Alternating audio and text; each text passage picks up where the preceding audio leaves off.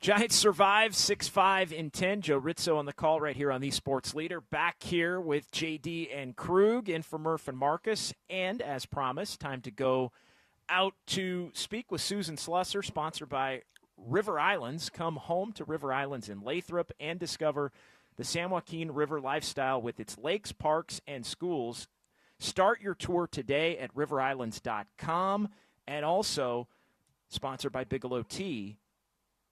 Bigelow Tea, grab a mug and tea proudly. Hi, Susan. Long time no chat.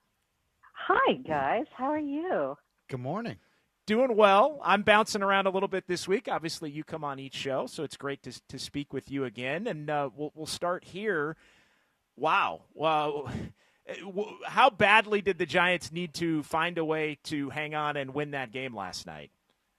Well, I mean, and of course it goes into extras, It's just so them, They actually look like they have a game kind of in hand, and whoops, there it goes. But yes, they had to hang on and figure out a way to win that one. So much needed. I'm sure the hope in the clubhouse is that this gets them going. They had a few of these, right, where it looks like they're just about to kind of get back on track where they were earlier in the season, and then they slide back. They need to make it stick this time.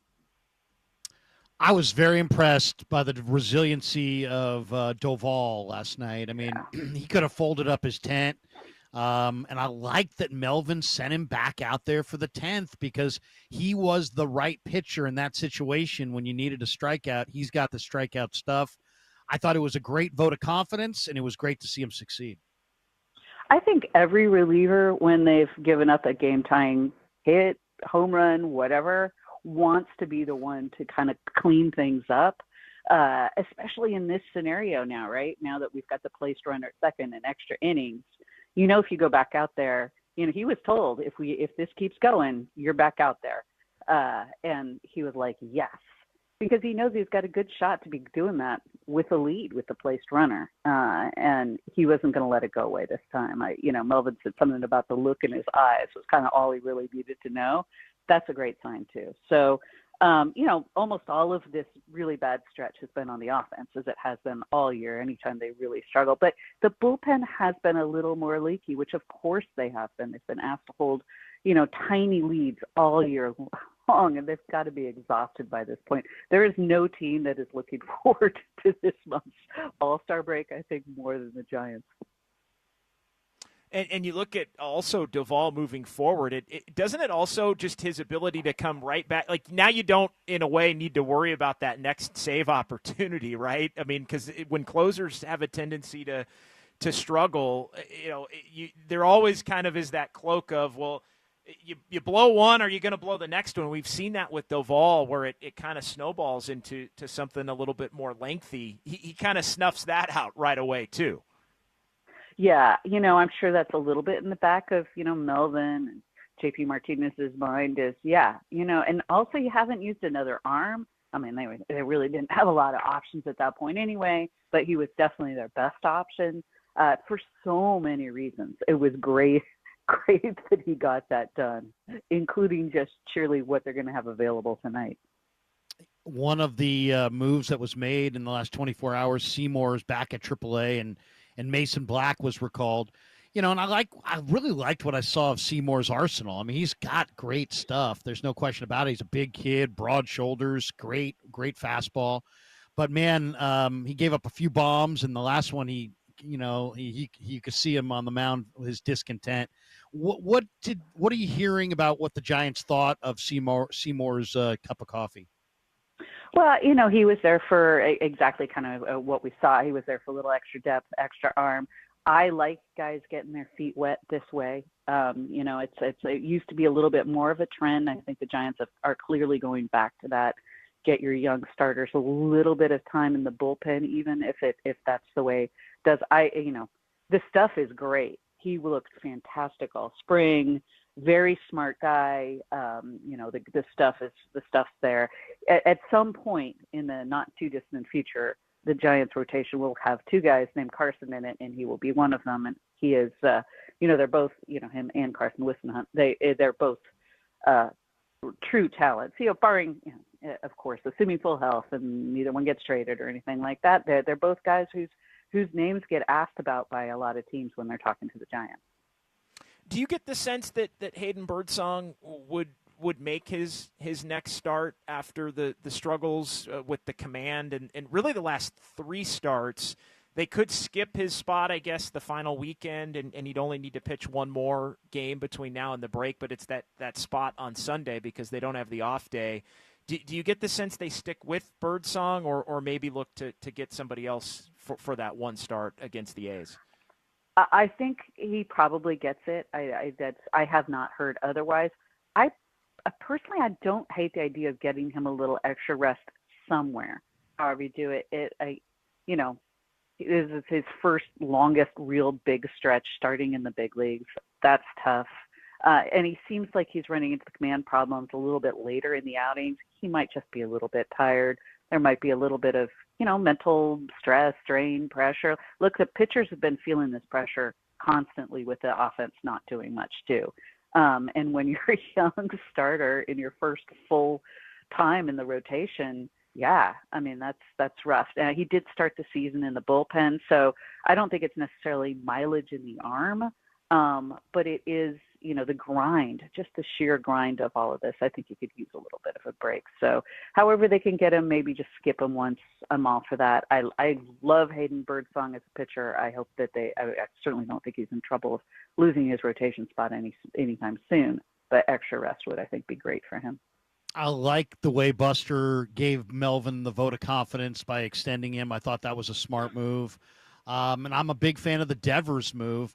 You're around this team, on a day-to-day basis. Did you sense that a move like the Devers move was coming down the pike? And I asked that question because we're a couple weeks out from the trade deadline, and I've heard a lot of, Giants fans saying, yeah, they really could use a right-handed hitting outfielder. I'm like, well, isn't that what Matos is? But I've heard the name Ramon Laureano, and I know you've covered him. He's having a decent year in Baltimore, Susan. Could you see Laureano being a fit for them, later on this month, or not so much? I love that. I love that as an idea, and I certainly, Melvin is very familiar with him. And if you're looking for a platoon-type outfielder, and I think a right-handed hitting platoon-type outfielder would be terrific, I think that would be great. I don't think he would cost an enormous amount. There are certainly some sparklier names out there. It's interesting because I thought Buster would do something, and I thought he would do something big. I just thought it would be late July, not mid-June, and I applaud mid-June, or the earlier the better. But I do think he has more that he will do. I'm just, we're all still sort of wondering and learning about Buster and how he does things. Does he have another big one in him? Will the ownership let him do something that's big, like maybe just a rental type guy?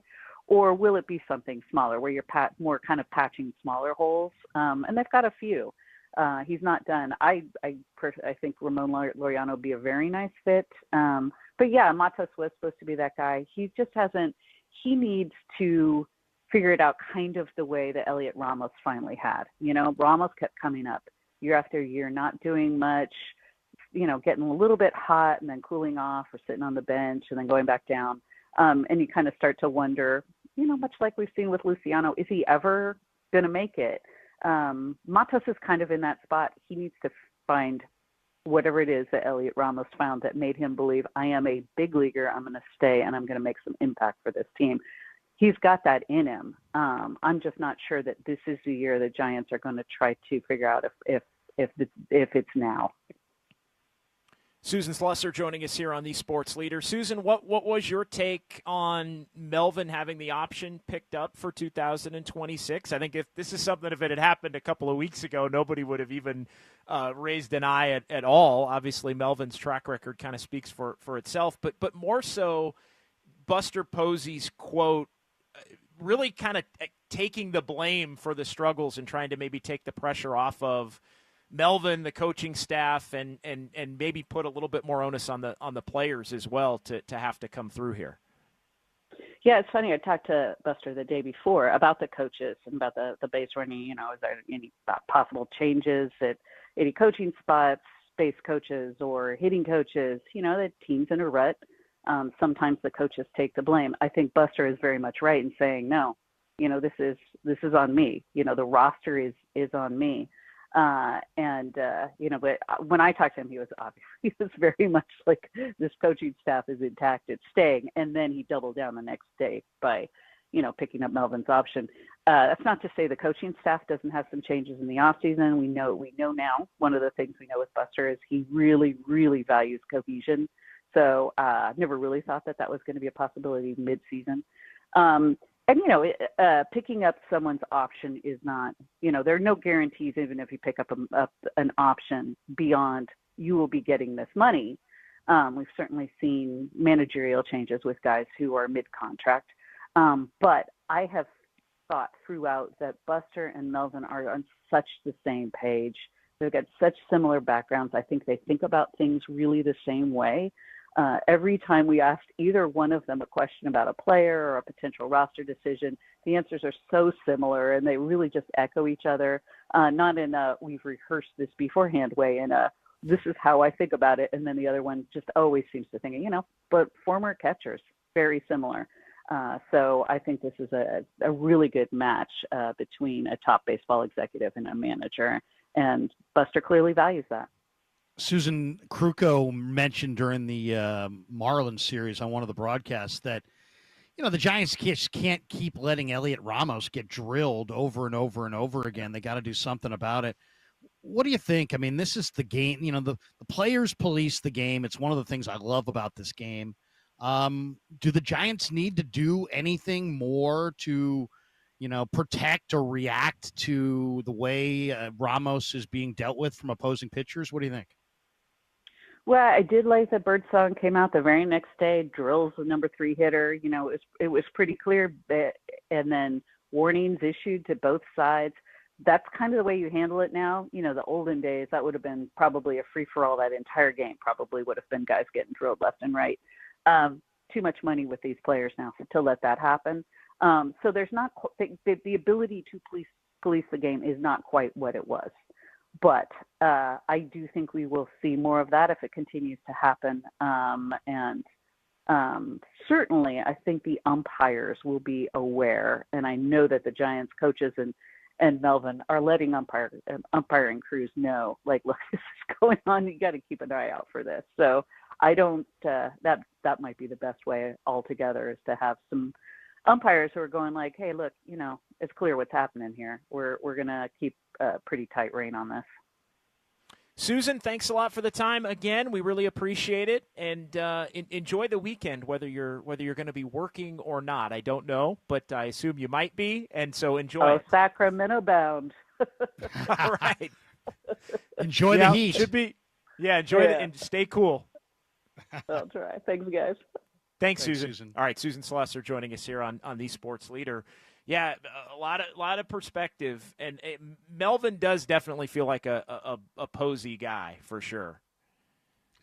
Well, I mean, I think Buster just kind of knows that there are points in the year where you have to commit one way or another, especially when you're leading your name's at the top of the masthead. So I mean, his options were, the team's kind of in a funk. What do you do? Do you give the manager a vote of confidence, or do you replace the manager? And, he's got a guy who's been doing it for, over 20 years, who's been to the postseason 14 times. The guy knows what he's doing. So he's kind of trying to impact this thing, JD, by saying, you know what, speculation be gone. And when he extended him through 26, did it anger some hardcore Giants fans that were starting to beat the drum for, fire Melvin? Yeah. But it also shut up a lot of people that were going to jump into that parade. And so I think it was the right move at the right time. Big thanks to Susan Slusser. Great stuff from her. The voice you hear is Larry Krueger. I'm John Dickinson, in for Murph and Marcus here on a Thursday. We'll switch gears. We'll get to the big hit and talk some Dubs coming up next. What is real and what is not about the latest rumors surrounding Jonathan Kuminga, and when could the Warriors finally make a move? We'll get into that coming up next right here on the Sports Leader.